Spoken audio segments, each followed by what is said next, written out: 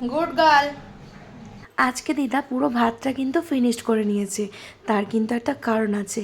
আজকে আমি যা করেছি তা হলো প্রথমেই একটু ভাত, অল্প একটু বড়া, তার মধ্যে অল্প একটু ফ্যান আর একটু নুন, এটাকে দিয়ে আমি একসাথে না মিক্সিতে পেস্ট করে নিয়েছি। তারপর সেটা দিদাকে দিয়েছি। আসলে দিদা না গলা ভাত ছাড়া এখন খেতে পারছে না, শক্ত শক্ত খাওয়ার চেষ্টা করছে কিন্তু ওই যে চিবিয়ে চিবিয়ে ফেলে দিচ্ছে। সেই জন্য আজকে আমি পেস্ট করে দিয়েছিলাম, সাথে একটা মাছ ভাজা দিয়েছিলাম, একটু আলু ভাতে, একটু শাক আর একটু ডাল ভাতে দিয়েছিলাম। আজকে দিদার জন্য এই খাবারটাই ছিল। আর মনটা যাতে শান্ত হয় আধখানা বড়াও দিয়েছিলাম।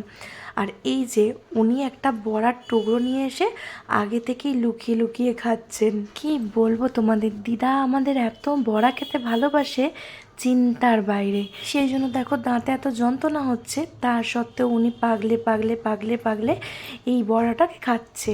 আসলে দিদা এখন যে স্টেজটার মধ্যে দিয়ে যাচ্ছে সেই স্টেজটাই হচ্ছে একটা বাচ্চা সুলভ আচরণ তার মধ্যে থাকবে। সে এখন এটা বায়না করবে তো তখন ওটা বায়না করবে, মানে এখন এইটা হতেই থাকবে। কখনো রাগ করবে তো কখনো হাসবে, আবার কখনো ভালোবাসবে। এই রকমভাবেই দিন কেটে যাচ্ছে। তবে এখন বেশ কিছুদিন হলো দিদাকেও কিন্তু বেশ খানিকটা বকুনি শুনতে হচ্ছে, কারণ দিদাকে বকুনি না দিলে দিদা একদম শোনবার পাত্রী নয়। কখনো জল ঘাঁটছে বাচ্চাদের মতো বসে বসে, আবার কখনো মানে খাবার নিয়ে মুখে করে চেবাচ্ছে আর বাকিটা ফেলে দিচ্ছে।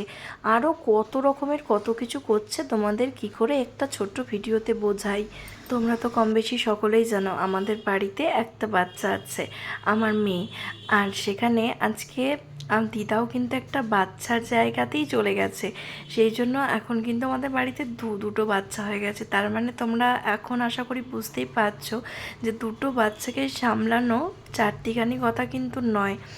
কখনো এ দুষ্টুমি করছে তো কখনো ও দুষ্টুমি করছে, কখনো ও দুষ্টুমি করছে তো কখনো এ দুষ্টুমি করছে, কখনো একে সামলাতে হচ্ছে তো কখনো ওকে সামলাতে হচ্ছে, কখনো ওকে সামলাতে হচ্ছে তো কখনো একে সামলাতে হচ্ছে।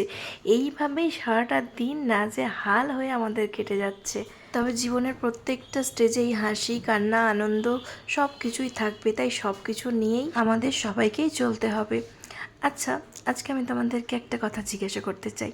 তোমাদের কাদের কাদের বাড়িতে এরকম বয়স্ক দিদা বা ঠাকুমা আছে? আমাকে তোমরা একটু কমেন্ট করে জানিও তো।